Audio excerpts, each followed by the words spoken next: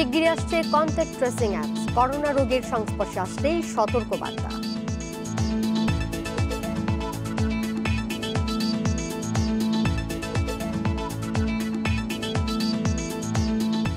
করোনায় বন্ধ নির্মাণ কাজ, বিপাকে ৩৫ লাখ শ্রমিক, দ্রুত প্রণোদনার অর্থ দাবি রিহ্যাবের।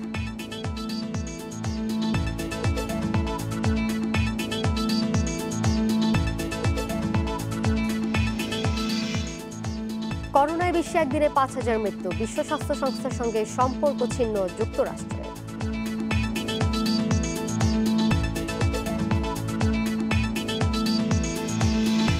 স্বাগত বিরতিহীন ইন্ডিপেন্ডেন্ট সংবাদে, আপনাদের সাথে রয়েছে দোলা ডলরেস। শিরোনামগুলি বলছিলাম, চলে যাচ্ছি পুরো খবরে। দেশের বিভিন্ন স্থানে করোনা টেস্টের ভুল রিপোর্টের কারণে ভোগান্তিতে সাধারণ মানুষ।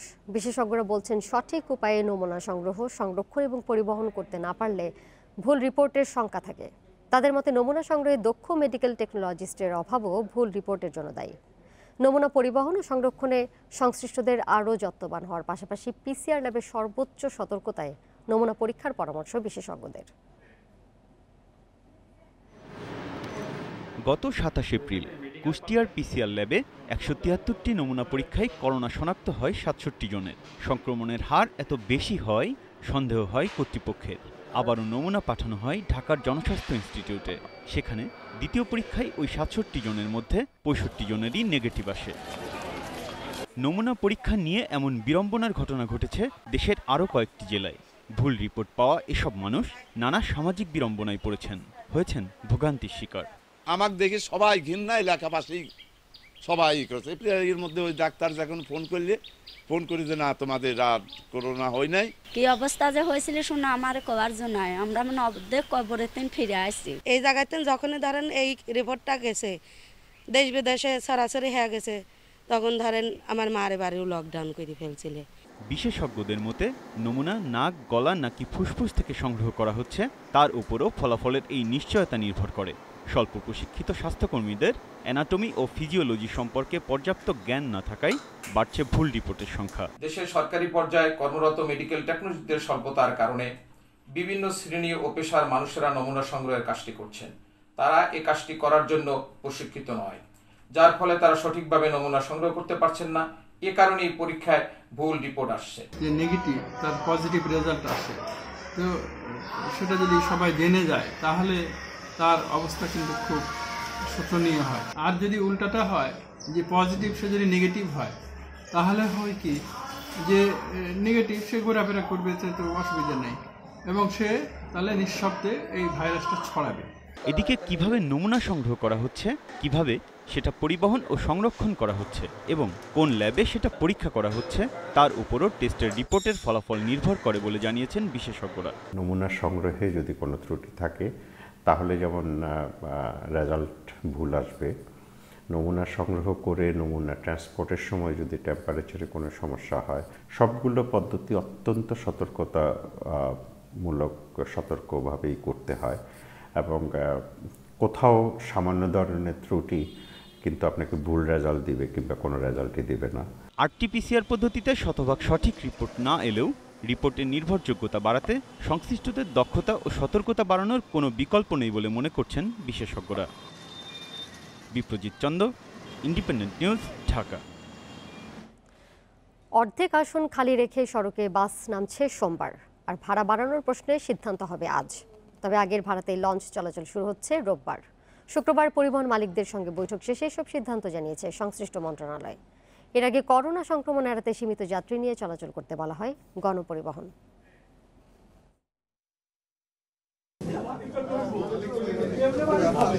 করোনা পরিস্থিতির কারণে ২ মাসেরও বেশি সময় বন্ধ থাকার পর বাস চালুর অনুমতি দিয়েছে সরকার। এ নিয়ে শুক্রবার বাস মালিকরা বৈঠকে বসে বিআরটিএ কার্যালয়ে। পরে সড়ক পরিবহন ও সেতু মন্ত্রণালয়ের সচিব জানান, রোববার নয়, বাস চালু হচ্ছে সোমবার থেকে। তবে ভাড়া বাড়ানোর দাবি জানিয়েছেন মালিকেরা। এ নিয়ে বৈঠক হবে শনিবার। ভাড়া পুনর্নির্ধারণের বিষয়টা কেন আসছে, যে মালিকের যাতে গাড়ি মালিকের যাতে ক্ষতিটা না হয়, সেটার জন্য কিন্তু আমরা ভাড়া নির্ধারণের, যেখানে 50 সিটের জায়গায় হয়তো 25 জন প্যাসেঞ্জার তাকে ক্যারি করতে হবে, এইটা আসছে। তাদের সুবিধা দেওয়ার জন্য কিন্তু আমরা ভাড়া পুনর্নির্ধারণ করতেছি। এদিকে লঞ্চ মালিক ও শ্রমিক প্রতিনিধিদের সঙ্গে বৈঠকে বসে বাংলাদেশ অভ্যন্তরীণ নৌ পরিবহন কর্তৃপক্ষ BIWTA। এতে সিদ্ধান্ত আসে রোববার থেকে লঞ্চ চালুর, আর ভাড়াও বাড়ছে না বলে জানিয়েছে BIWTA। তারা বিভিন্ন ধরনের প্রণোদনের জন্য সরকারের কাছে আবেদন করেছেন, সেই বিষয়টাও আমরা চিন্তা ভাবনা করেছি যে সরকারের কাছে আমরা উত্থাপন করব। সরকারের কাছে তাদের এটাই আবেদন যে এটা চালাতে গিয়ে যদি কোনো ক্ষয়ক্ষতির সম্মুখীন হয়, বিশেষ করে যাত্রী সীমিত রাখতে যে স্বাস্থ্য ব্যবস্থা করতে যে, তাহলে ভাড়া বাড়ানোর প্রয়োজন হতে পারে।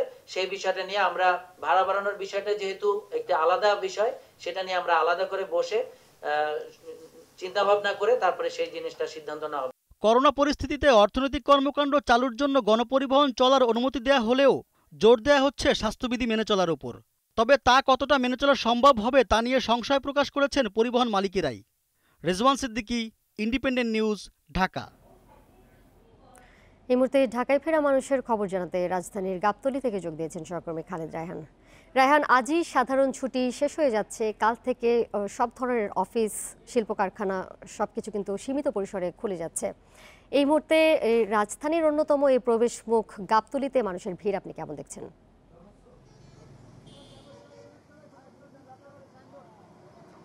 দেখুন, প্রায় 2 মাসের বেশি সময় পরে আগামীকাল থেকে কিন্তু সরকারি অফিস, বেসরকারি প্রতিষ্ঠান খুলতে যাচ্ছে।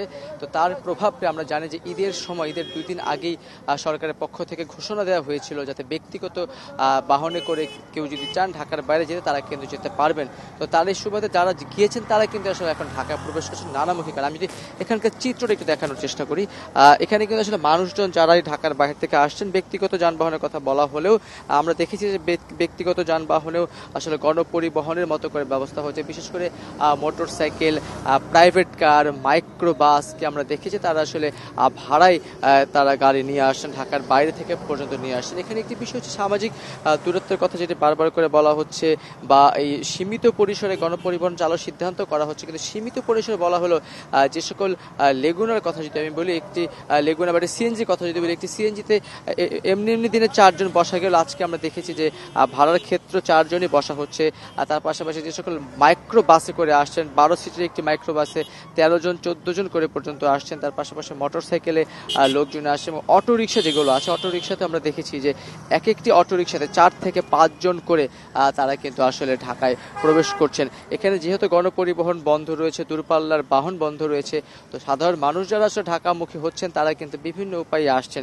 Motor cycle, private car, micro bus, CNG, auto রিক্সাতেও আমরা দেখেছি তারা আসলে রাজধানীতে প্রবেশ করছেন। একটি বিষয় হচ্ছে যে সাধারণ মানুষের মধ্যে সচেতনতার যে জায়গাটি, সেটি কিন্তু বারবার করে বলা হলেও তাদের জায়গা থেকে তারা যে খুব বেশি সচেতন হচ্ছেন সেটি কিন্তু আসলে দেখতে পাচ্ছেন। আরেকটি বিষয় হচ্ছে ঈদের 2 দিন আগ পর্যন্ত এই গাবতলীর এই চেকপোস্টটিতে, এখানে একটি চেকপোস্ট থাকে, সবসময় পুলিশের কড়াকড়ি আরোপ থাকে, তেমনটি কিন্তু একেবারেই নেই। এমনকি সকাল থেকে আমি এখান থেকে ট্রাফিকের কোনো সদস্যকেও আসলে দেখতে পাইনি। গতকালকে আমার অন্যান্য সহকর্মীরা এখানে এসে কাজ করেছেন, তারাও কিন্তু একই চিত্র দেখেছেন যে এখানে কিন্তু আইন শৃঙ্খলা বাহিনীর একেবারেই তৎপরতা নেই। যে কারণ এক জেলা থেকে অন্য জেলায় যাওয়ার বিষয়ে একটু কড়াকড়ি আরোপ করা হবে, এমনই কিন্তু সিদ্ধান্ত সরকার এবং সরকারের সংশ্লিষ্ট কর্তৃপক্ষের কাছ থেকে এসেছিল, কিন্তু তেমনটি কিন্তু আসলে আমরা দেখতে পাচ্ছি না। আরেকটি বিষয় হচ্ছে যে এখানে যারা আসছেন তারা কিন্তু যখন দাঁড়াচ্ছেন একেবারেই 3 ফিট দূরত্বের যে কথাটি বলা হচ্ছে সেটিকে মানা হচ্ছে না। তারা খুব কাছাকাছি দাঁড়িয়ে তারা কথাবার্তা বলছেন বা ভাড়া মেটানোর জন্য কথাবার্তা বলছেন, এমন অভিযোগ কিন্তু আসলে আমরা পরিস্থিতি দেখতে পাচ্ছি। আরেকটি বিষয় হচ্ছে যে যারাই আসলে আসছেন তারা যেহেতু দূরপাল্লার বাস বন্ধ, গণপরিবহন বন্ধ, তাদেরকে কিন্তু অতিরিক্ত ভাড়া গুনতে হচ্ছে, এমন একটি অভিযোগ কিন্তু যারা আসছেন তারা কিন্তু করছেন। সব মিলিয়ে অবস্থা হচ্ছে রাজধানীতে যেহেতু আগামীকাল থেকে সবকিছু খুলে যাচ্ছে, রাজধানীতে মানুষের প্রবেশের চাপ রয়েছে, সেখানে সামাজিক দূরত্বের যে নির্দেশনা রয়েছে সেটিকে একেবারেই উপেক্ষা করা হচ্ছে এবং আইন শৃঙ্খলা বাহিনীর তৎপরতা একেবারেই দেখা যাচ্ছে না। খালেদ রায় নিশ্চয়ই সাথে থাকবেন, আমরা পরবর্তী সংবাদে ফিরবো আপনার কাছে এই বিষয়ে আরো বিস্তারিত জানতে। সাধারণ ছুটি শেষে রাজধানীতে ফিরছেন কর্মজীবীরা, তবে গণপরিবহন বন্ধ থাকায় কয়েক গুণ বেশি ভাড়া গুনতে হচ্ছে ভাড়ার গাড়িতে। সেখানে মানা যাচ্ছে না স্বাস্থ্যবিধি, যেমনটি আমাদের সহকর্মী জানিয়েছেন। আর এতে করোনার ঝুঁকি বাড়ছে। ঢাকার প্রবেশ পথে বাড়তি পুলিশ থাকলেও চাপ সামলাতে হিমশিম খাচ্ছে তারা। রোববার থেকে সীমিত পরিসরে খুলছে সরকারি বেসরকারি অফিস, আদালত, শিল্প কারখানা। যোগ দিতে হবে কাজে, তাই শুক্রবার সকাল থেকেই ঢাকায় ফেরার প্রবেশদ্বারগুলোতে অস্বাভাবিক ভিড়। দৌলতদিয়া পাটুরিয়া, কাঁঠালবাড়ি শিমুলিয়া নৌ রুটে ফেরিতে ঢাকামুখী যাত্রী যানবাহনের চাপ ছিল তীব্র। করোনা সংক্রমণের ঝুঁকি থাকলেও সুরক্ষা নিয়ে দেখা গেছে উদাসীনতা। অতিরিক্ত পুলিশ মোতায়েন থাকলেও তৎপরতা ছিল কম। এদিকে গণপরিবহন না থাকায় খুলনা, বরিশাল, পটুয়াখালী সহ নানা জেলা থেকে প্রাইভেট কার, মাইক্রোবাস ভাড়া করে ঢাকায় ফিরছেন অনেকে। এখন আমাদেরকে কোম্পানি যাওয়ার জন্য ফোন দিচ্ছে। এখন যদি আমরা না যাই আমাদের চাকরি থাকবে না, আমরা কি করে বাঁচবো বলেন? যেখানে আমাদের সামাজিক দূরত্ব 3 ফিট, এই জায়গা তো ছোট গাড়িতে সম্ভব না, তারপর আমাদের জীবনের ঝুঁকি নিয়ে আসতে হচ্ছে। এখন চাকরির জন্যই মূলত ঢাকাতে যাওয়া, যেহেতু ফ্যামিলি বড় ছেলে, আমি ফ্যামিলি টোটালি ডিপেন্ডেন্ট আমার উপরে। ঢাকা, ময়মনসিংহ ও ঢাকা টাঙ্গাইল মহাসড়কেও ছিল যানবাহনের চাপ। গাদাগাদি করে গাড়িতে বসছেন সবাই। মানা হয়নি স্বাস্থ্যবিধি, তবে গুনতে হয়েছে কয়েক গুণ বেশি ভাড়া। আমি মোটরসাইকেলে যাচ্ছি, আমার ভাড়া দ্বিগুণ হচ্ছে। আমার 200 টাকার ভাড়া 500 টাকা দিচ্ছি। খরচাটা একটু বেশি হয়ে যায়, এই জন্যই 3 জন করে যাচ্ছি, তারপরে যাওয়াটা জরুরি। এদিকে দায়িত্বরত পুলিশ বলছে, রাজধানীমুখী মানুষের চলাচল স্বাচ্ছন্দ্য করতে কাজ করে যাচ্ছেন তারা। রাস্তার অবস্থা স্বাভাবিক আছে, কোনো ধরনের যানজট বা দুর্ঘটনা, এই ধরনের কোনো দুর্ঘটনা এখনো রাস্তায় কোনো ঘটেনি। আমাদের যে চেকপোস্টগুলো ছিল এবং সেই যে ডিউটি পোস্টগুলো ছিল, সেখানে আমাদের পুলিশ সদস্যরা আমরা সবাই দায়িত্বরত অবস্থায় আছি, আমরা সবাই কাজ করতেছি। রাজধানীতে ফেরা মানুষের ভিড় শনিবার আরও বাড়তে পারে বলেও ধারণা করছেন তারা। রেজওয়ানুল হক, ইন্ডিপেন্ডেন্ট নিউজ, ঢাকা। দেশের বিভিন্ন প্রান্ত থেকে ঢাকায় ফিরতে থাকা মানুষের খবর জানাতে এবার টাঙ্গাইল এবং কুমিল্লা থেকে যোগ দিয়েছেন সহকর্মীরা। শুরুতেই যাচ্ছি টাঙ্গাইলে, সেখানে এলেঙ্গাতে রয়েছেন সহকর্মী মামুনুর রহমান। মামুন, মহাসড়কে যানবাহনের চাপ এই মুহূর্তে আপনি কেমন দেখছেন? যারা রাজধানীতে ফিরছেন তারা স্বাস্থ্যবিধি কতটা মেনে ফিরছেন? আসলে গত কয়েকদিনের চাইতে কিন্তু আজকে ঢাকা টাঙ্গাইল বঙ্গবন্ধু মহাসড়ক হয়ে রাজধানীতে ফেরার মানুষের সংখ্যা অনেক বেশি এবং প্রচুর পরিমাণ যানবাহনও আমরা এই মহাসড়কে আজ সকাল থেকে দেখছি। যদিও গণপরিবহন চলছে না, কিন্তু তারপরেও যাদের ব্যক্তিগত গাড়ি আছে তারা তো ব্যক্তিগত গাড়ি নিয়ে যাচ্ছে। যাদের ব্যক্তিগত গাড়ি নিয়ে তারা সিএনজি চালিত অটোরিকশা, ব্যাটারি চালিত অটোরিকশা, মোটর সাইকেল, মাইক্রোবাস এবং হাইসে করে কিন্তু এই মহাসড়ক ব্যবহার করে তারা রাজধানীতে যাওয়ার চেষ্টা করছে। যদিও তাদের অনেক অভিযোগ রয়েছে যে গণপরিবহন বললে, ধরেন আমি এখন যে জায়গায় দাঁড়িয়ে আছি এলেঙ্গাতে, এইখান থেকে রাজধানী পর্যন্ত যেতে সাধারণত একজন মানুষের 100 টাকা বা 150 টাকা খরচ হয়। এইখান থেকে এখন 300-350 টাকায় তাকে রাজধানীতে যেতে হচ্ছে। অর্থাৎ যে পরিমাণ সহজ হওয়ার কথা ছিল ঠিক তার 3 গুণ বেশি সহজ হচ্ছে। আমি যদি আমাদের দর্শকদেরকে দেখাই যে আজকে কি পরিমাণ পরিবহন চলছে, তাহলে দেখা যাবে যে এখন কিন্তু দেখেন যে গাড়ির একটি দীর্ঘ সারি কিন্তু আমরা লক্ষ্য করছি।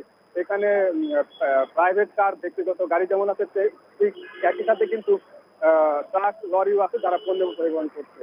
সকাল থেকে এই মহাসড়কে বিপুল পরিমাণ গাড়ি চলাচল করছে।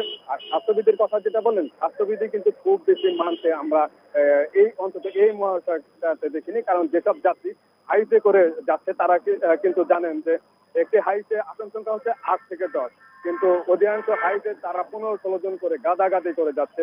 অনেকের মুখে নজরদারি দেখতে পেয়েছেন আপনি? প্রশাসনের নজরদারি রয়েছে সেখানে? প্রশাসনের নজরদারি রয়েছে, কিন্তু যে পরিমাণ যাত্রী এই মহাসড়কে রয়েছে, প্রশাসনের লোকজন যাত্রীদেরকে এবং যানবাহন চালকদেরকে সচেতন করার চেষ্টা করছে। কিন্তু যাদের জন্য এই কথাগুলি বলা এবং যাদের জন্য পুলিশ প্রশাসনের যে তৎপরতা, তারা কিন্তু সেটা খুব বেশি মানছে না। মামুনুর নিশ্চয়ই আমাদের সাথে থাকবেন। একটি বিষয় যে আসলে স্বাস্থ্যবিধি না মানার কারণে করোনা ঝুঁকি অনেকটাই বেড়ে যাচ্ছে। এই বিষয়ে আরও জানাতে আমরা কুমিল্লায় যুক্ত হচ্ছি সহকর্মী তানভীর খন্দকারের কাছে। তার কাছ থেকে জানবো রাজধানীমুখী মানুষের খবরাখবর। তানভীর, মহাসড়কে এই মুহূর্তে যানবাহনের চাপ কেমন দেখছেন? সকাল থেকে কিন্তু ঢাকা চট্টগ্রাম মহাসড়কে যে কুমিল্লা অংশ, সেই অংশটিতে আসলে যানবাহনের পরিমাণ কিন্তু বাড়ছে বলে আমরা দেখতে পেয়েছি। আপনি জানেন যে আসলে গণপরিবহন যেহেতু বন্ধ, সে কারণে কিন্তু মহাসড়কে এই মুহূর্তে প্রাইভেট কার, মাইক্রোবাস এবং সিএনজি চালিত অটোরিকশা কিংবা ছোট ছোট যানবাহন, যেগুলো ব্যক্তিগত যানবাহন হিসেবে পরিচিত, সেগুলো রয়েছে। আমরা আরেকটি বিষয় যেটি লক্ষ্য করেছি যে লকডাউনের এই গণপরিবহন বন্ধের যে একটি ঘোষণা, সেই ঘোষণায় কিন্তু যাত্রীরা যে ভোগান্তির মধ্যে আছে যে কর্মস্থলে ফেরার জন্য, সেই ভোগান্তিতে কিন্তু নতুন মাত্রা যোগ করেছে এই বৃষ্টি।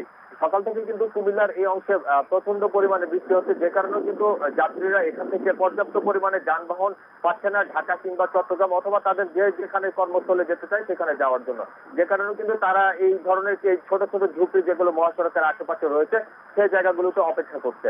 আরেকটি বিষয় আমি আপনাদেরকে যেটি জানিয়ে রাখতে চাই যে যেসব ব্যক্তিগত পরিবহনে আসলে সাধারণত যাত্রী পরিবহন করা হয়, যেমন প্রাইভেট কারে 4 জন কিংবা 5 জন, মাইক্রোবাসে 8 জন কিংবা 10 জন, সেই সব গাড়িগুলোকে কিন্তু অতিরিক্ত পরিমাণে যাত্রী বহন করছে। আর এই যাত্রীগুলোকে কর্মস্থলে বা যেই গন্তব্যে নামিয়ে দেওয়া হচ্ছে তারপর কিন্তু এই গাড়িগুলোকে আসলে জীবাণুমুক্ত করা হচ্ছে না বা সেগুলোকে পরিষ্কার পরিচ্ছন্ন করছে না, যে কারণে কিন্তু যাত্রীরা যেটি বলছে যে একই পরিবহনে বারবার যাত্রী পরিবহন করায় সেই কারণে কিন্তু করোনার যে সংক্রমণ, যে করোনা ভাইরাসের যে সংক্রমণ সেটি কিন্তু মাত্রাতিরিক্ত পরিমাণে বেড়ে যাচ্ছে, অনেক ঝুঁকি বেড়ে যাচ্ছে। তানভীর, আরেকটি বিষয়, যেহেতু একে তো গণপরিবহন সংকট, তার উপর আবার বৃষ্টির কথা আপনি বললেন, সেক্ষেত্রে এইসব সুযোগে কি বেশি ভাড়া আদায় করা হচ্ছে কিনা? বিভিন্ন জায়গা থেকে কিন্তু এই ধরনের অভিযোগ আসছে।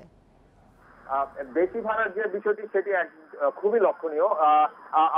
আমরা জানি যেটি যে কুমিল্লা থেকে ঢাকা কিংবা কুমিল্লা থেকে চট্টগ্রাম যেখানে 250 থেকে 300 টাকা জনপ্রতি ভাড়া, সেক্ষেত্রে কিন্তু আমরা সকাল থেকে দেখেছি এইসব মাইক্রোবাস এবং প্রাইভেট কারগুলোতে মাত্রাতিরিক্ত ভাড়া নেওয়া হচ্ছে, কোথাও কোথাও 2 গুণ বা 3 গুণ পরিমাণেও ভাড়া নেওয়া হচ্ছে। আর একটি বিষয় যেটি যে যখন মাইক্রোবাস কিংবা প্রাইভেট কার পাওয়া যাচ্ছে না সেক্ষেত্রে কিন্তু যাত্রীরা ঝুঁকিপূর্ণ বাহন হিসাবে দূরপাল্লায় মোটর সাইকেল ব্যবহার করছে, সেটি কিন্তু খুবই ঝুঁকিপূর্ণ। কিন্তু যেহেতু গণপরিবহন নাই, যাত্রীরা এক ধরনের বাধ্য হয়ে এই ধরনের পরিবহন ব্যবহার করছে অতিরিক্ত ভাড়া দিয়ে। তবে এই অতিরিক্ত ভাড়া কিংবা করোনা ভাইরাসের যে সংক্রমণ সেটি ঢাকার জন্য যে প্রশাসনিক তৎপরতা বা পুলিশি যে তৎপরতা সেটি কিন্তু মহাসড়কে তেমন একটা পরিলক্ষিত হচ্ছে না। তারপর আমরা হাইওয়ে পুলিশ সুপারের সাথে কথা বলেছিলাম, তিনি আমাদেরকে জানিয়েছে বিভিন্ন জায়গায় চেকপোস্ট রয়েছে যেখানে অতিরিক্ত যাত্রী বহন করা হচ্ছে বা মোটরবাইকে যাত্রী বহন করা হচ্ছে 2 জনের চেয়ে অতিরিক্ত বেশি, সেই জায়গাগুলোতে তারা চেক করে সেই সব মাত্রাতিরিক্ত যাত্রীদেরকে যানবাহন থেকে নামিয়ে দেওয়া হচ্ছে বা সেগুলোকে ঝুঁকিমুক্ত করার জন্য তারা চেষ্টা করছেন। কুমিল্লা এবং টাঙ্গাইল থেকে সহকর্মীরা জানাচ্ছিলেন রাজধানীমুখী মানুষের খবরাখবর। স্বাস্থ্যবিধি মেনে ধারণ ক্ষমতার অর্ধেক যাত্রী নিয়ে কাল থেকে সীমিত পরিসরে সারা দেশে চালু হচ্ছে ট্রেন। প্রথম দিন 8 জোড়া ট্রেন এবং 3 দিন পর আরও 9 জোড়া ট্রেন চালুর সিদ্ধান্ত নিয়েছে মন্ত্রণালয়। চলাচলের সময় ট্রেনের যাত্রীদের পাশাপাশি রেল কর্মীদেরও মানতে হবে স্বাস্থ্যবিধি। রেল স্টেশনে কাউন্টারের সামনে 3 ফুট পরপর আঁকা হচ্ছে গণ্ডি। অপেক্ষাগারে চেয়ার সহ চারপাশে ছিটানো হচ্ছে জীবাণুনাশক। ট্রেন চালু হওয়ার পূর্ব প্রস্তুতি হিসেবে কার্যক্রম চলছে চট্টগ্রাম রেল স্টেশনে। এই স্টেশনের মতো সারা দেশের সবগুলো বড় স্টেশনেই নেওয়া হচ্ছে ট্রেন চলাচলের প্রস্তুতি। 31 মে সারা দেশে ট্রেন চালানোর সিদ্ধান্ত এরই মধ্যে নিয়েছে রেল মন্ত্রণালয়। কটি ট্রেন চলবে তা চূড়ান্ত না হলেও প্রাথমিকভাবে 31 মে থেকে 8 জোড়া এবং 3 জুন থেকে আরও 9 জোড়া ট্রেন চলাচলের প্রস্তুতি নেওয়া হয়েছে। মাননীয় মন্ত্রী মহোদয়ের সভাপতিত্বে রেলপথ মন্ত্রণালয়ে একটা মিটিং হবে। এই মিটিংয়ে চূড়ান্ত সিদ্ধান্ত হবে যে 31 তারিখের থেকে আমরা হয়তো ট্রেন চালাবো আর কি। রেল কর্মকর্তারা বলছেন প্রতিটি ট্রেন চলাচলের আগেই জীবাণুনাশক দিয়ে ধোয়া হবে।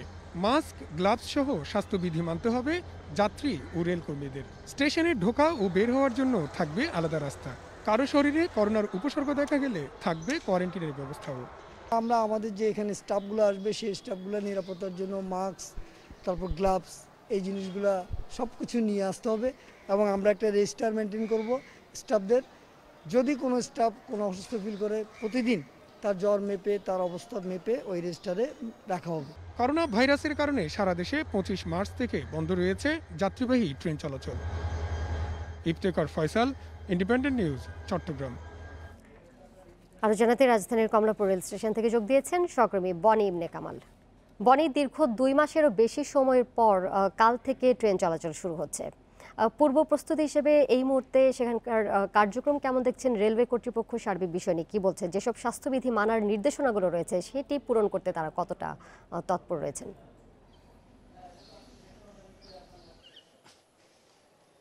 প্রথমত 2 মাস পর যখন ট্রেন চালু হতে যাচ্ছে বা গণপরিবহন ব্যবস্থাই চালু হচ্ছে আসলে পুরোপুরিভাবে, তখন কিন্তু আমরা দেখতে পাচ্ছি যে কমলাপুর রেল স্টেশনেও কিন্তু এর কিছুটা ছোঁয়া পড়েছে, পুরোপুরি পড়েছে আমি বলবো না। আমি যদি আপনাকে দেখাতে চাই, এখন কিন্তু কমলাপুর রেল স্টেশনটা অনেকটাই ফাঁকা এবং আপনি হয়তো দেখতে পাচ্ছেন যে যারা পরিচ্ছন্নতা কর্মী রয়েছেন তারা কিন্তু এই যে পরিষ্কার পরিচ্ছন্ন করার যে কার্যক্রমটি সেটি ইতিমধ্যেই শুরু হয়ে গেছে এবং আমরা যদ্দূর কথা বলে জানতে পেরেছি এখন যেহেতু ঝাড়ু দেওয়া হচ্ছে এরপরে আসলে জীবাণুনাশক ছেটানো হবে যেন করোনা ভাইরাসের উপস্থিতি না থাকতে পারে সেজন্য।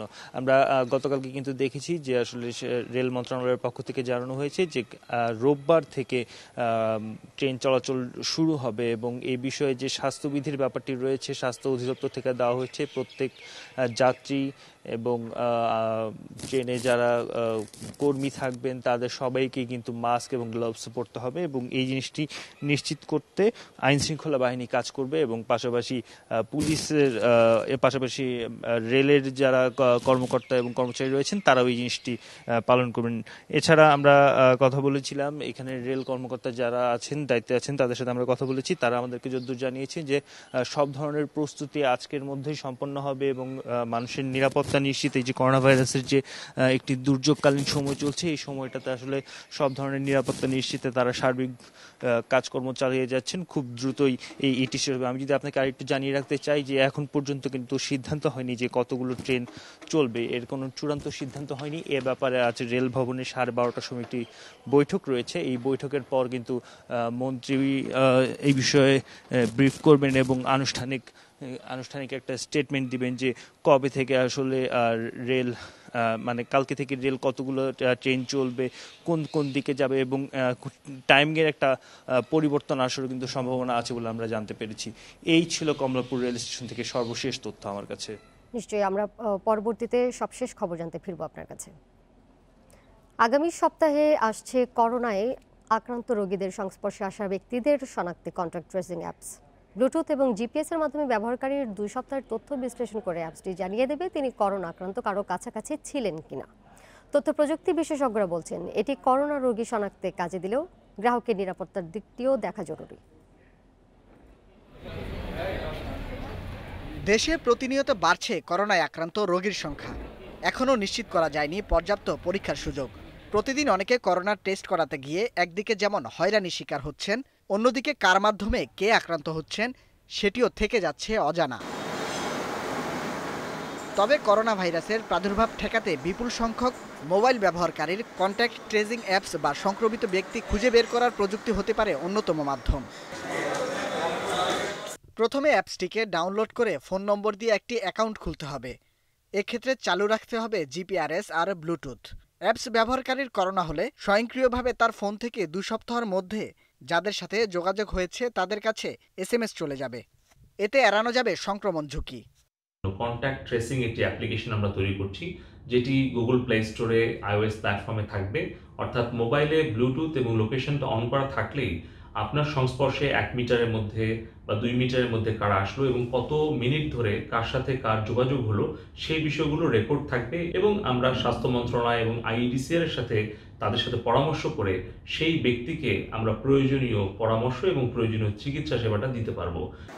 আইটি বিশেষজ্ঞরা অ্যাপস ব্যবহারকারীর ব্যক্তিগত তথ্য সুরক্ষার উপর বেশি গুরুত্ব দিচ্ছেন। তাদের মতে এর সঠিক ব্যবহার নিশ্চিত করা গেলেই ফল পাওয়া যাবে।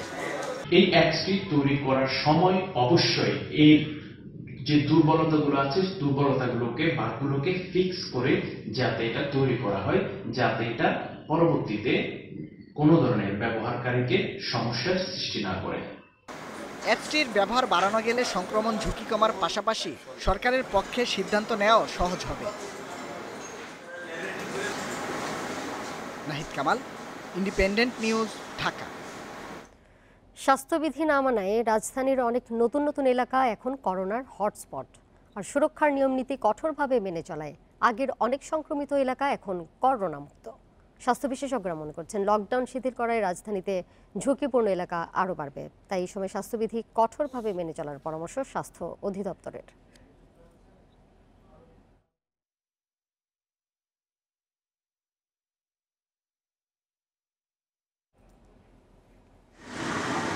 রাজধানীর মহাখালী। শুরুতে করোনা সংক্রমণের হার কম থাকলেও দিন যত গড়িয়েছে সংক্রমণও তত বেড়েছে। এখন রাজধানীর সবচেয়ে বেশি করোনা রোগী মহাখালীতে ৩৭৪ জন। করোনার অতি ঝুঁকিপূর্ণ এলাকাগুলোর মধ্যে মিরপুর, যাত্রাবাড়ি, কাকরাইল, মোহাম্মদপুর, ধানমন্ডি সহ রাজধানীর অন্তত 15টি এলাকা চিহ্নিত। ওইসব এলাকায় খুব বেশি গুরুত্ব পায়নি লকডাউন। মানছি না তো আমরা, লকডাউনও মানছি না, কোনো কিছু মানছি না। নামমাত্র লকডাউন ছিল কিছুদিন আগে, তারপর শেষের দিকে এসে দেখতে পেয়েছি যে অবাধে চলাফেরা করছে। দূরত্ব বজায় রাখা কিংবা মাস্ক পরা, বা চশমা ইউজ করা, এগুলোর দিকে মানুষ খুব একটা দিচ্ছে না, গুরুত্ব দিচ্ছে না আর কি। আর্থসামাজিক বিবেচনায় ব্যবসা বাণিজ্য, সরকারি বেসরকারি অফিস ও গণপরিবহন খুলে দেওয়ায় করোনার সংক্রমণ বাড়ার আশঙ্কা বিশেষজ্ঞদের। তাদের মতে স্বাস্থ্যবিধি না মানলে সামনের দিনগুলিতে করোনা পরিস্থিতির আরও অবনতি হবে। লকডাউনের বিধিবিধান শিথিল করার মধ্য দিয়ে মূলত এই সংক্রমণের হারকে আরও ত্বরান্বিত করার একটি সুযোগ করে দেওয়া হলো। লকডাউন শিথিল হলো, লোকজন ঘর থেকে বেরিয়ে আসবে, অফিসে যাবে, বাজারে যাবে, এবং এগুলোর মধ্য দিয়ে যে ব্যাপারটা ঘটবে, আরও বেশি মানুষ সংক্রমিত হবে, বেশি মানুষ অসুস্থ হবে এবং নিঃসন্দেহে বেশি মানুষের মৃত্যু আমাদের দেখতে হবে। 15 জুন পর্যন্ত রাজধানীতে স্বাস্থ্যবিধি বিষয়ে সচেতন থাকছে সিটি কর্পোরেশন। সচেতনতা বাড়াতে নেওয়া হচ্ছে নানা পদক্ষেপ।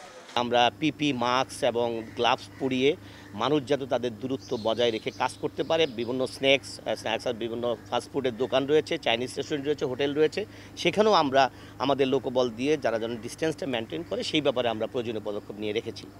স্বাস্থ্য অধিদপ্তর বলছে করোনার শুরুতে রাজধানীর টোলারবাগ ও বাসাবো ছিল ঝুঁকিপূর্ণ।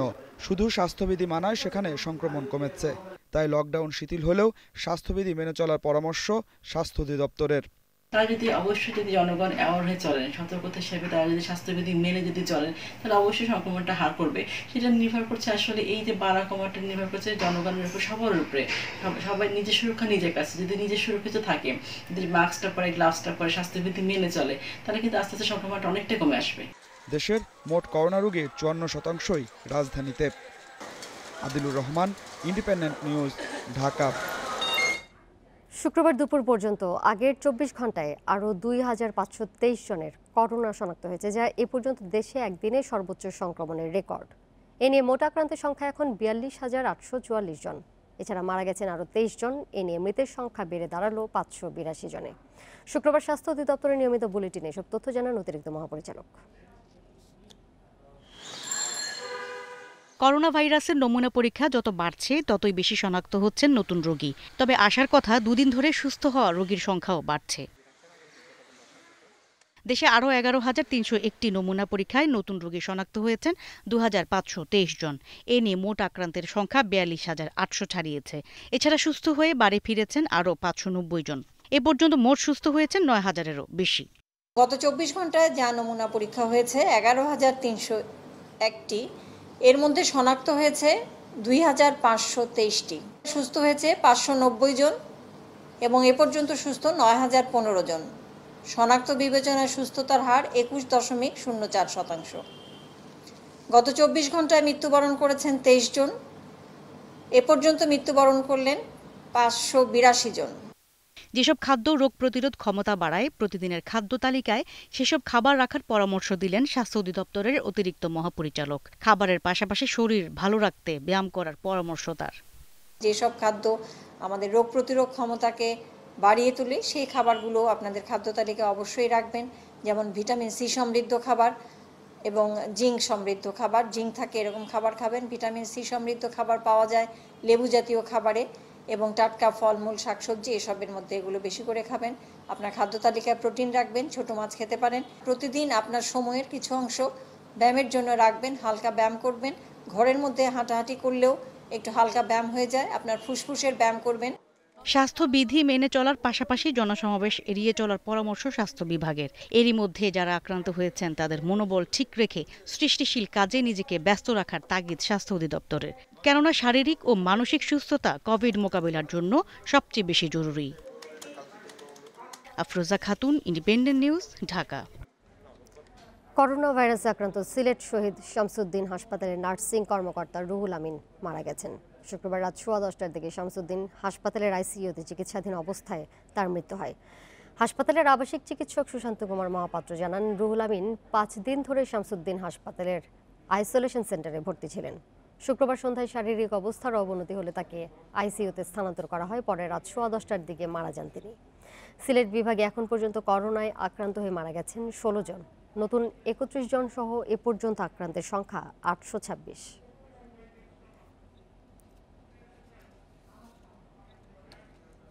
করোনার কারণে 2 মাস ধরে বাসাবাড়ির নির্মাণ কাজ বন্ধ রয়েছে। এতে বেকার হয়ে পড়েছেন প্রায় 35 লাখ নির্মাণ শ্রমিক। হাউজিং ব্যবসায়ীরা বলছেন, 30,000-এরও বেশি ফ্ল্যাট নির্মাণ কাজ থেমে থাকায় শ্রমিকদের বেতন ভাতা দিতে হিমশিম খেতে হচ্ছে। তবে নির্মাণ শ্রমিকদের জন্য প্রণোদনা বিষয়ে সরকার ব্যবস্থা নিচ্ছে বলে জানিয়েছেন গণপূর্ত সচিব শহীদুল্লাহ খন্দকার। করোনা সতর্কতায় প্রায় বন্ধ নির্মাণ কাজ, ফলে অনেকটা স্থবির আবাসন শিল্প। কাজ না থাকায় জীবিকা সংকটে রয়েছে বেশিরভাগ নির্মাণ শ্রমিক। সীমিত আকারে নির্মাণ কাজ চালু হলেও এখনও অনেকেই কাজ পাচ্ছে না। সবার কাছে সরকারি সহায়তাও পৌঁছেনি। অনেকদিন ধরে কাজবাজ করতে পারি না, আমাকে পরিবার নিয়ে চলতে খুব কষ্ট হচ্ছে। বেকার হয়ে মরার পথ ছাড়া আর কোনো পথ থাকবে না, ফ্যামিলি নিয়ে আর সবারই মরা লাগবে। আবাসন খাতের শীর্ষ সংগঠন রিহাবের সদস্য 1029টি প্রতিষ্ঠান, আর এসব প্রতিষ্ঠানের সঙ্গে জড়িত 35 লাখ নির্মাণ শ্রমিক। সংগঠনের সভাপতি বললেন, করোনা পরিস্থিতি দীর্ঘ হলে বেশিরভাগ শ্রমিক বেকার হয়ে পড়বেন। আমরা আশা করেছিলাম যে ঈদের আগেই এই ব্যাংকগুলো স্টিমুলাস প্যাকেজগুলো অ্যাক্টিভেট করবে এবং আমরা যারা ডেভেলপার আছি তারা এখান থেকে একটা সুযোগ পাবো আমাদের শ্রমিক কর্মচারীদেরকে বেতন দেওয়ার জন্য, কিন্তু সেটা আনফরচুনেটলি হয়ে ওঠেনি। তবে রিহাব ও গণপূর্ত মন্ত্রণালয়ের পক্ষ থেকে সরকারি প্রণোদনার বিষয়ে আলাদা সুপারিশ পাঠানো হয়েছে বলে জানান গৃহায়ন ও গণপূর্ত সচিব। নির্মাণ শ্রমিকদের ইসের ব্যাপারে তো কোনো এখনো ঘোষণা করে নাই বা বলে নাই, কিন্তু আমার বিশ্বাস হয়তো ওই প্রণোদনা থেকে একটা করবে, কিন্তু এটা আমরা আলাপ আলোচনা বা উপরের লেভেলে কথাবার্তা হইতেছে। এছাড়া আবাসন খাতের সহযোগী শিল্পের শ্রমিক কর্মচারীরাও সংকটে পড়বে বলে দাবি রিহাবের। Sohel Rana, Independent News, Dhaka. করোনার কারণে রাজধানীর 17টি মাঠ পার্কের সংস্কার কাজ বন্ধ। বৃষ্টির কারণে সেখানে জমে আছে স্বচ্ছ পানি, দেখা গেছে লার্ভাও। এতে ডেঙ্গুর প্রকোপ বাড়ার আতঙ্কে আছেন নগরবাসী। তাদের আশ্বস্ত করে স্থানীয় সরকারমন্ত্রী বলছেন, শিগগিরই চালানো হবে মশক নিধন অভিযান। উন্নয়ন ও সবুজায়ন প্রকল্পের আওতায় রাজধানীর 17টি খেলার মাঠ ও পার্ক সংস্কার কাজ শুরু হয়েছিল জানুয়ারিতে। তবে করোনার কারণে 26 মার্চ সাধারণ ছুটি ঘোষণায় বন্ধ হয়ে যায় কাজ। আমরা যারা আসছিলাম কয়েকজন আসছি, এখন যদি লকডাউন উঠে তাইলে আবার আসবে। করোনার জন্য বন্ধ। করোনার জন্য বন্ধ। কতদিন ধরে বন্ধ? তো 3-4 দিন। হ্যাঁ, 3 মাস। তার উপর গত 2 মাস কয়েক দফায় হয়েছে ঝড় বৃষ্টি। লালমাটিয়ার ডি ব্লকের মাঠে গিয়ে দেখা গেছে সেখানে জমে আছে পানি, তাতে আছে লার্ভাও। গর্ত খোঁড়ায় গোড়া নরম হয়ে ভেঙে পড়েছে বেশ কয়েকটি গাছ। কিছুটা গাছ ছিল যে লম্বা, আবার কিছুটা গাছের শাখা এক সাইডে থাকাতে আপনার বৃষ্টি হয়েছে, মাটি নরম আর শিকড় বেশি গভীরে যায় না। মোহাম্মদপুরের হুমায়ুন রোডের মাঠে নির্মাণাধীন ড্রেনেও দেখা গেছে লার্ভা। সেখানেও কাজ বন্ধ 2 মাস ধরে। একই অবস্থা মোহাম্মদপুর পিসিকালচারের পার্কেও। এদিকে ডেঙ্গু মোকাবেলায় 6 মাস আগেই নানা পদক্ষেপ নিয়েছে সরকার। আবাসিক বাড়ি ও ব্যবসা প্রতিষ্ঠানে চালানো হচ্ছে অভিযান। লার্ভা পাওয়ায় করা হচ্ছে জরিমানাও। তবে মাঠ পর্যায়ে এই সংকট কেন রয়ে গেছে জানতে চাইলে খতিয়ে দেখার আশ্বাস দিয়েছেন স্থানীয় সরকার মন্ত্রী। অনেক কাজেই অর্ধসমাপ্ত আছে এবং এই ফাইন্ডিংটা জন্য আপনাকে আমি ধন্যবাদ জানাই। তো এরকম কিছু কিছু তথ্য আপনাদের কাছে নিশ্চয়ই আসবে, তো আসলে দয়া করে আমার কাছে আপনারা একটু কনভে করেন। সরকারি বেসরকারি সব নির্মাণাধীন স্থাপনায় জমে থাকা পানি পরিষ্কার করা না গেলে করোনার পাশাপাশি ডেঙ্গুও ভয়ানক হয়ে উঠতে পারে বলে সতর্ক করছেন বিশেষজ্ঞরা। রিশাদ হুদা, ইন্ডিপেন্ডেন্ট নিউজ, ঢাকা। মে মাসের মাঝামাঝি সময় থেকে বাজার ভরপুর থাকে মিষ্টি মধুর আমে, কিন্তু চলতি বছর করোনা ভাইরাসের যোগাযোগ ব্যবস্থা বন্ধ থাকে এবং ঝড়ের কারণে এখনও রাজশাহী, চাঁপাইনবাবগঞ্জ, নওগাঁ সহ কোনো জেলার আমই সেভাবে আসেনি। এদিকে বিভিন্ন জেলার আম ব্যবসায়ীরা আম বাজারজাত করা নিয়ে চিন্তিত। সেই শঙ্কা রয়েছে দাম নিয়েও। অন্যান্য বছর রাজধানীর বিভিন্ন পাইকারি আড়তে এ সময় রাজশাহী, সাতক্ষীরা, যশোর, চুয়াডাঙ্গা সহ বিভিন্ন অঞ্চলের হিমসাগর আমে ভরপুর থাকত, দামও থাকত ক্রেতাদের নাগালেই। তবে এবারে চিত্র ভিন্ন।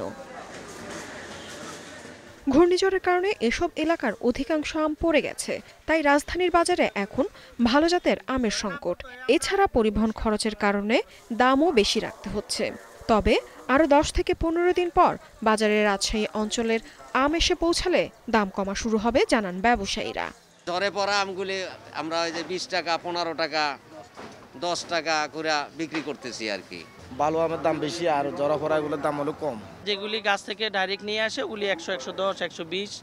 এদিকে জেলা প্রশাসনের বেঁধে দেওয়ার সময় অনুযায়ী রাজশাহীতে আম পাড়া শুরু হচ্ছে। শুরুতে গুটি জাতের আম উঠলেও সাথে আছে মৌসুমের সবচেয়ে জনপ্রিয় গোপালভোগও। বাগান থেকে আম 1800 টাকা মন কিনে খোলা বাজারে বিক্রি হচ্ছে 2600 থেকে 2800 টাকায়। বর্তমান দাম অব্যাহত থাকলে সম্প্রতি ঝড়ে যে ক্ষতি হয়েছে তার লোকসান অনেকটাই কাটিয়ে ওঠা সম্ভব হবে বলে জানিয়েছেন ব্যবসায়ীরা। যে গাছে 10 মণ 12 মণ আম হতো সে গাছে 2 মণ থেকে 1 মণ আম পাচ্ছে। আম আমাদেরকে ঝড়ে আমাদের এবার শেষ করে চলে এলছে। বর্তমানে গোপালভোগ বাজারে যেটা ভালোটা সেটা আমরা বেচতেছি আমাদের দোকানে 26 থেকে 2800 টাকা মণ। নওগাঁয় গেল বছর প্রায় 3.25 লাখ মেট্রিক টন আম বিক্রি হয়েছে 1100 কোটি টাকার বেশি দামে। এবছর কয়েক দফা ঝড় বৃষ্টিতে আমের কিছুটা ক্ষতি হলেও ফলনও বেড়েছে। তবে করোনা ভাইরাস পরিস্থিতিতে জেলার বাইরে থেকে পাইকাররা এখন পর্যন্ত না আসায় চলতি মৌসুমের আম বাজারজাত করা নিয়ে দুশ্চিন্তায় আছেন চাষি ও ব্যবসায়ীরা। প্রচুর পরিমাণ নতুন বাগান হয়েছে, সেই বাগানগুলোতে আম হয়েছে এবং আগের মতোই আম হবে। আমাদের যে 17,000-এর উপরে যে আম চাষি আছেন তারা গতবার যেভাবে লাভবান হয়েছিলেন এবারও সেই একই আকারে লাভবান হবেন। বিভিন্ন জেলা থেকে পাইকারদের আসা যাওয়া সহ অ্যাপসের মাধ্যমে আম বিক্রির ব্যবস্থা নেওয়া হবে বলে জানিয়েছেন সংশ্লিষ্টরা। ইফাতারা, ইন্ডিপেন্ডেন্ট নিউজ। আরও জানাতে চাঁপাইনবাবগঞ্জ থেকে যোগ দিয়েছেন সহকর্মী ফয়সাল মাহমুদ। ফয়সাল, গত বছরের চাইতে তো এবার চাঁপাইনবাবগঞ্জে আম বাগানের পরিমাণ বেড়েছে। জেলা কৃষি সম্প্রসারণ অধিদপ্তর কি বলছে? যদিও ঘূর্ণিঝড় কিছুটা প্রভাব ফেলেছে এই চাঁপাইনবাবগঞ্জের আম বাগানগুলোতে, তারপরে ফলন কেমন হয়েছে এই বিষয়ে তারা কি বলছেন?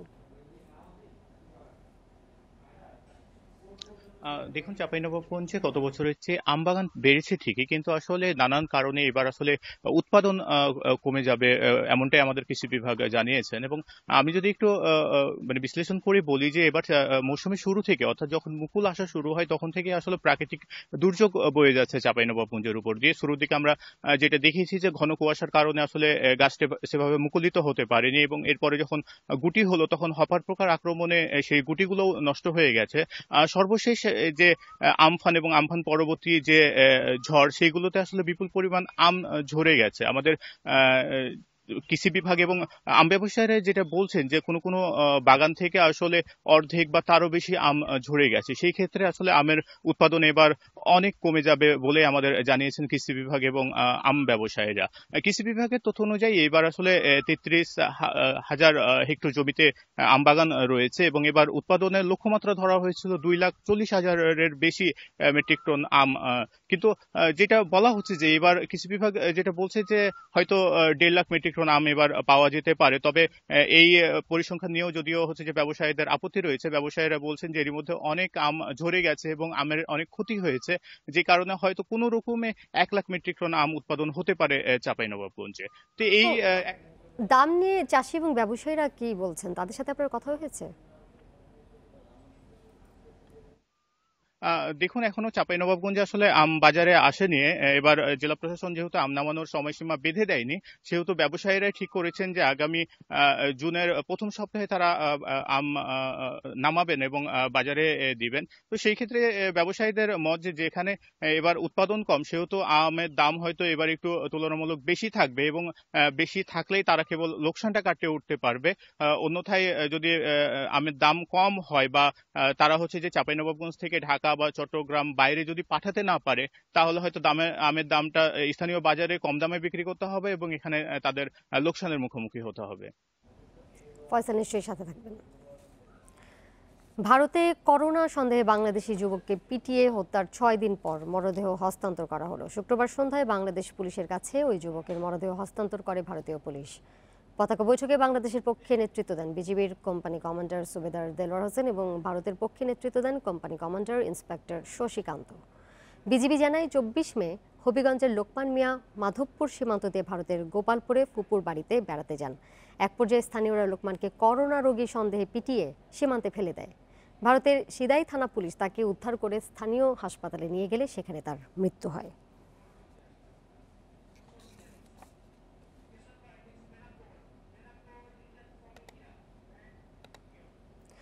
করোনা সংক্রমণের মধ্যেই বেনাপোল বন্দর দিয়ে ভারত থেকে এক সপ্তাহে দেশে ফিরেছেন 2600 বাংলাদেশি। এছাড়াও এসেছে 7 জনের মরদেহ। বেনাপোল চেকপোস্ট ইমিগ্রেশনের ভারপ্রাপ্ত কর্মকর্তা আহসান কবির জানান, সরকারের নতুন নির্দেশনা অনুযায়ী দেশে ফেরা এইসব মানুষদের হোম কোয়ারেন্টাইনে থাকার নির্দেশনা দেওয়া হচ্ছে। এর আগে ভারত থেকে ফেরা মানুষদের প্রাতিষ্ঠানিক কোয়ারেন্টাইনে রাখা হতো। এদিকে গণপরিবহন বন্ধ থাকায় বেনাপোল থেকে নিজস্ব ব্যবস্থাপনায় নানা উপায়ে এইসব যাত্রী দেশের বিভিন্ন জেলায় যাচ্ছেন। 1 মে থেকে 29 মে পর্যন্ত প্রায় 8500 বাংলাদেশি বেনাপোল বন্দর দিয়ে দেশে ফিরেছে বলে জানিয়েছে ইমিগ্রেশন কর্মকর্তারা।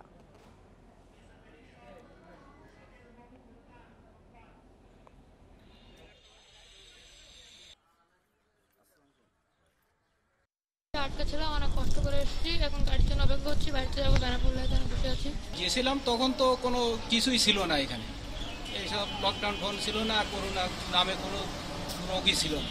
তখন গেছিলাম, ওখানে যাওয়ার পরে ওই আটকে পড়লাম লকডাউন। তারপরে আজকে একটা গাড়ি ভাড়া করে নিয়ে চলে আসলাম। খুলনায় ঘূর্ণিঝড় আম্পানে ব্যাপক ক্ষতি হয়েছে কৃষির। বাঁধ ভেঙে ঘের ভেসে যাওয়ায় লোকসানে চিংড়ি চাষিরা। ক্ষতি হয়েছে ধানসহ অন্যান্য ফসলেরও। কৃষি ও মৎস্য বিভাগ বলছে, চাষিদের সহায়তার জন্য এখনও কোনো বরাদ্দ নেই তাদের কাছে। খুলনা অঞ্চলের অর্থনীতিতে উল্লেখযোগ্য অবদান রাখে চিংড়ি চাষ। চিংড়ির সঙ্গে সাদা মাছ, মাছের পোনা, কাঁকড়া ও কুচি উৎপাদন থেকেও আয় করেন অনেকে। সম্প্রতি ঘূর্ণিঝড় আম্পানের আঘাতে বাঁধ ভাঙায় ভেসে গেছে অনেক ঘের। এতে মাথায় হাত পড়েছে চাষিদের। পানি বাঁধ ভেঙে পানি ঢুকলো ঘেরের ভিতরে আর কি। বাড়ি ঘর তোলাই গেছে, ঘেরও নষ্ট হয়ে গেছে। ন্যূনতম 2 লাখ টাকা নষ্ট হয়েছে ঘেরের। এমন কোনো দৃষ্টান্ত কয়রাতে নাই যে কোনো ঘের ব্যবসায়ী তার প্রণোদনা পেয়েছে বা ক্ষতিপূরণ পেয়েছে। তবে আশ্বাসের বাণী আমরা শুনেছি, বাস্তবতার সাথে তার কোনো মিল নাই। মৎস্য বিভাগের কর্মকর্তা বলছেন, খুলনায় ঘূর্ণিঝড় আম্পানে 8522 হেক্টরের ঘের প্লাবিত হয়েছে। ক্ষতির পরিমাণ 96 কোটি 32 লাখ টাকা। কিন্তু ক্ষতিগ্রস্ত চাষিদের জন্য এখনও ক্ষতিপূরণ দেওয়ার পরিকল্পনা নেই। তবে রয়েছে সহজ শর্তে ব্যাংক ঋণের সুযোগ। এই ব্যাপারে আমরা ক্ষয়ক্ষতির তালিকা আমরা দিয়েছি, গভর্নমেন্ট চেয়েছিল, যেটা চেয়েছিল গভর্নমেন্ট আশা করছি গভর্নমেন্ট ব্যবস্থা নেবে। ঝড়ে মাঠের ফসলের ক্ষতিও কম হয়নি। খুলনা জেলায় ক্ষতিগ্রস্ত 15,000 হেক্টরের জমির ধান, সবজি ও ফলমূল। এর মধ্যে পুরোপুরি নষ্ট হয়েছে 911 হেক্টরের ফসল। শাকসবজি যা লাগাইছিলাম তাতে করে আমার বহু টাকা লস হয়ে গেছে। কৃষি বিভাগ বলছে, ঘূর্ণিঝড় আম্পানে ক্ষতিগ্রস্ত কৃষকদের জন্য এখনও বরাদ্দ পাওয়া যায়নি। তবে করোনার কারণে ঘোষিত প্রণোদনার আওতায় জেলায় 1860 জন কৃষককে দেওয়া হবে 46 লাখ টাকা। এই সকল কৃষকের আমাদের তালিকা প্রস্তুত চলছে। এদের সবাইকে আমরা প্রণোদনা হিসেবে আউশ, আমন এবং পরবর্তীতে অন্যান্য উদ্যানতাত্ত্বিক ফসলে সহায়তা করা হবে। কৃষি বিভাগের হিসাবে ঘূর্ণিঝড় আম্পানে জেলায় ক্ষতিগ্রস্ত কৃষকের সংখ্যা 28,000-এর বেশি। অভিজিৎ পাল, ইন্ডিপেন্ডেন্ট নিউজ, খুলনা। ঝড়, শিলাবৃষ্টি আর জলাবদ্ধতায় জয়পুরহাটে বর্তমানে জমিতে থাকা বোরো ধান নষ্ট হওয়ার আশঙ্কা করছেন চাষিরা। কৃষি বিভাগ বলছে, 2-3 দিনের মধ্যে জমি থেকে পানি বের না হলে ধানের ফলনে প্রভাব পড়তে পারে। ঘূর্ণিঝড় আম্পান সহ 3-4 দফা ঝড় আর শিলাবৃষ্টিতে জয়পুরহাটে বোরো ধানের ফলন এলাকা ভেদে কমতে পারে 25 থেকে 30%।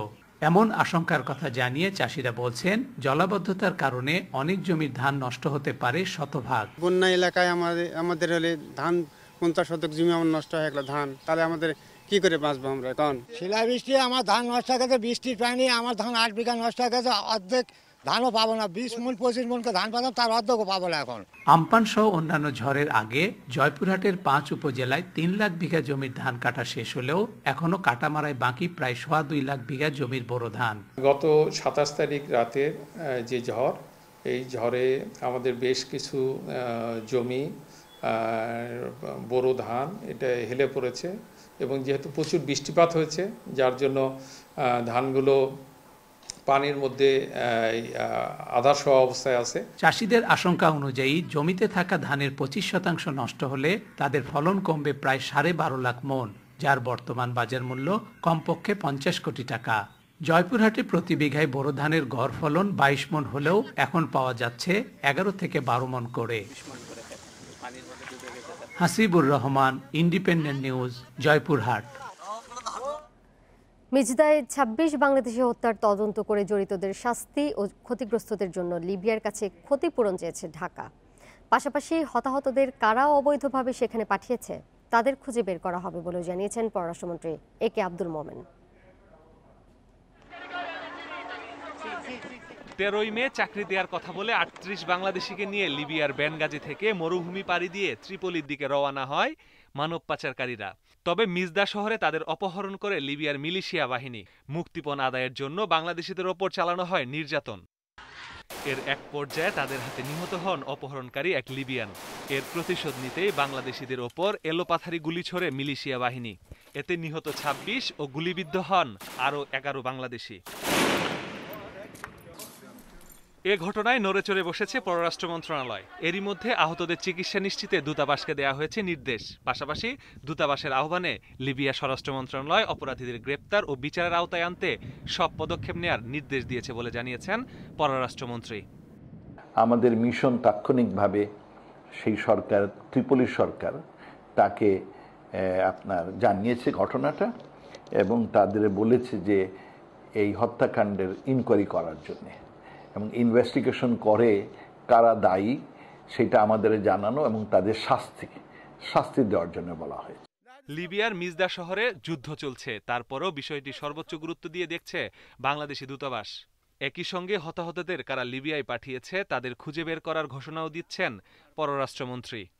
যে পাচারকারী বাংলাদেশে তাদের নাম, কোম্পানির নাম, ট্রাভেল এজেন্সির নাম দিয়েছিলেন। কিছু ট্রাভেল এজেন্সি তখন আমরা অ্যারেস্টও করেছিলাম। তো এখন আবার নতুন করে আমাদের এই সংগ্রহ করতে হবে।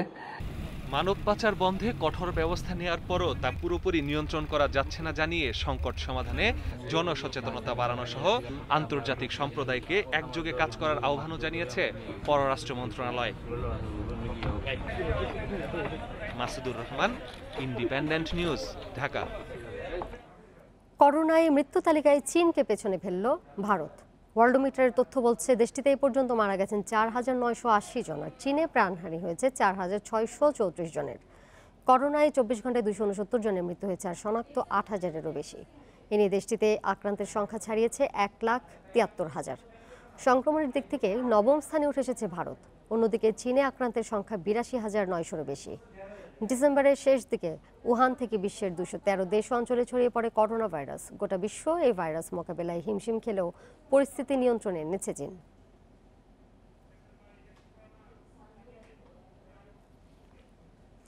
করোনায় বিশ্বে 24 ঘন্টায় মৃত্যু হয়েছে প্রায় 5,000 মানুষের। এ নিয়ে মোট মৃত্যু 3,66,000 ছাড়ালো।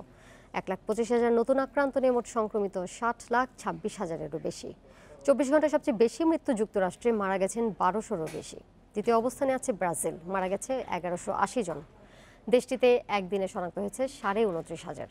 মেক্সিকোতে মৃত্যু হয়েছে 447 জনের। এছাড়া যুক্তরাজ্যে 324, পেরুতে 131 এবং কানাডায় প্রাণ গেছে 102 জনের। ইতালি, স্পেন, ফ্রান্সে কমেছে সংক্রমণ ও মৃতের সংখ্যা। করোনা মহামারীর মধ্যেই বিশ্ব স্বাস্থ্য সংস্থার সঙ্গে সম্পর্ক ছিন্নের ঘোষণা দিলেন মার্কিন প্রেসিডেন্ট ডোনাল্ড ট্রাম্প। শুক্রবার সাংবাদিকদের এমনটা জানান তিনি। এই সময় আবারও বিশ্ব স্বাস্থ্য সংস্থাকে চীনের হাতের পুতুল বলে মন্তব্য করেন মার্কিন প্রেসিডেন্ট। ট্রাম্পের অভিযোগ, করোনা ইস্যুতে চীনের বিরুদ্ধে পদক্ষেপ নেওয়ার বদলে বেইজিংয়ের পক্ষেই সাফাই গাইছে বিশ্ব স্বাস্থ্য সংস্থা। 213 দেশ অঞ্চলে করোনা ভাইরাস ছড়িয়ে পড়ার পেছনেও সংস্থাটির ব্যর্থতাকে দায়ী করেন ট্রাম্প। বিশ্ব স্বাস্থ্য সংস্থাকে দেওয়া অর্থ সহায়তা অন্য খাতে ব্যয় করা হবে বলেও জানিয়েছেন ট্রাম্প প্রশাসন। অর্থ সহায়তার দিক থেকে শীর্ষে যুক্তরাষ্ট্রের অবস্থান। গত বছর সংস্থাটির তহবিলে $40 কোটিরও বেশি অর্থ দিয়েছে যুক্তরাষ্ট্র। আইসিসির গাইডলাইন অনুসরণ করে পরিকল্পনা সাজাচ্ছে বিসিবি। কাজ করছে ফিটনেস ও কন্ডিশনিং টিম, যুক্ত আছে মেডিকেল ডিপার্টমেন্ট। এর মধ্যে খেলোয়াড়দের প্রাথমিক তালিকা তৈরি করা হয়েছে। জাতীয় দলের পাইপলাইনে থাকাদের প্রস্তুত রাখতে চায় ক্রিকেট বোর্ড। অন্যদিকে পরিস্থিতি পর্যবেক্ষণ করে দ্রুতই ঢাকা প্রিমিয়ার লিগ শুরু করতে বিসিবিকে আহ্বান জানাবে ক্রিকেটারদের সংগঠন কোয়াব। লকডাউনেও অনুশীলন চালুর উদ্যোগ সবার আগে নিয়েছে ইংল্যান্ড ক্রিকেট বোর্ড। গাইডলাইন মেনে প্রথম দফায় প্রস্তুতি শুরু করেন পেসাররা। ব্রড, ওকস, অ্যান্ডারসনদের পাশাপাশি এবার মর্গান, আর্চার সহ 55 ক্রিকেটারকে আউটডোর অনুশীলনের অনুমতি দিয়েছে ইসিবি। ইংলিশ ডেরায় যেতে হবে উইন্ডিজকে। হোল্ডার, হোপরাও নেটে নিজেদের ঝালিয়ে নিতে শুরু করেছেন। ক্যারিবীয়রাও ক্রিকেটে ফিরতে চাইছে যত দ্রুত সম্ভব। ভারত, শ্রীলঙ্কা বোর্ডও এগোচ্ছে একই পথে। সাবধানী বাংলাদেশ ক্রিকেট বোর্ড অন্যদের অনুসরণ করেই পরিকল্পনা ঠিক করতে চায়। ওডিআই অধিনায়ক তামিমও এখন অন্যভাবে ভাবছেন। যে অবস্থা এখন পুরো পৃথিবীর, এই সময় মানে খেলার কথাটা খুব বেশি মাথায় আসতেছে না। এই সময় চিন্তা করতেছি ফ্যামিলিকে, আমি নিজে আর আমার ফ্যামিলিকে আমি কিভাবে সেফ রাখতে পারি। আর ইনশাল্লাহ এইসব থেকে যখন আমরা বের হয়ে আসবো অবশ্যই মাঠে ফিরে যাব। আর খুব এক্সাইটেড আবার কখন ব্যাটিং করবো না এটাই নিয়ে। এখন করোনা ঝুঁকি বেড়েছে, কিন্তু অর্থনীতির চাকা সচল রাখতে সাধারণ ছুটি আর বাড়েনি। স্বাস্থ্যবিধি মেনে 1 জুন থেকে সীমিত পরিসরে খুলছে অফিস, কলকারখানা। এমন পরিস্থিতিতে ক্রিকেটারদের ব্যক্তিগত অনুশীলনে ফেরার সবুজ সংকেত মিলবে কি? বিসিবি কি ভাবছে? আমাদের ফিটনেস অ্যান্ড কন্ডিশনিং টিম যেটা আছে এবং আমাদের মেডিকেল ডিপার্টমেন্ট আছে, তারাও এটা নিয়ে কাজ করছে। ইতিমধ্যে একটা খেলোয়াড়দের প্রাথমিক তালিকা তৈরি করা হয়েছে। আমাদের এই তালিকা অনুযায়ী আমাদের ন্যাশনাল সাইডে যে সমস্ত প্লেয়ারদের আসার সম্ভাবনা রয়েছে তাদেরকে রেডি করার জন্য যে হোমওয়ার্কগুলো সেগুলো করা হয়েছে। ঈদের পর ঢাকা লিগ শুরুর জন্য তাগাদা দিয়েছিল ক্রিকেটার্স ওয়েলফেয়ার অ্যাসোসিয়েশন কোয়াব। তাতে সাড়া দেয়নি সিসিডিএম। এখন তাদের অবস্থান কি? ক্রিকেটের সর্বোচ্চ সংস্থা আইসিসিও একটি দিক নির্দেশনা দিয়েছেন এবং বাংলাদেশ ক্রিকেট বোর্ডও কিন্তু সরকারি একটি দিক নির্দেশনা এবং ক্রীড়া মন্ত্রণালয়ের নির্দেশনায় অপেক্ষায় আছেন। কাজেই সবকিছুই আসলে আমরা পর্যবেক্ষণ করছি। সবকিছু পর্যবেক্ষণ করেই আসলে দেশের ক্রিকেটের জন্য যেটা মঙ্গল হবে, ক্রিকেটারদের জন্য যেটা মঙ্গল হবে, সেই অনুযায়ী কিন্তু আমরা আমাদের পরবর্তী সিদ্ধান্ত গ্রহণ করব। সব দিক ভেবেই সরকারের নির্দেশনা মেনেই মাঠে খেলা ফেরানোর সিদ্ধান্ত নেবে BCB. Saiful Majumdar, Independent News. আর এই ছিল বিরতিহীন সংবাদে। ইন্ডিপেন্ডেন্ট টেলিভিশনের সব খবরের আরও বিস্তারিত জানতে চোখ রাখুন ফেসবুক, ইউটিউব, টুইটারে। ধন্যবাদ সবাইকে এতক্ষণ সাথে থাকার জন্য।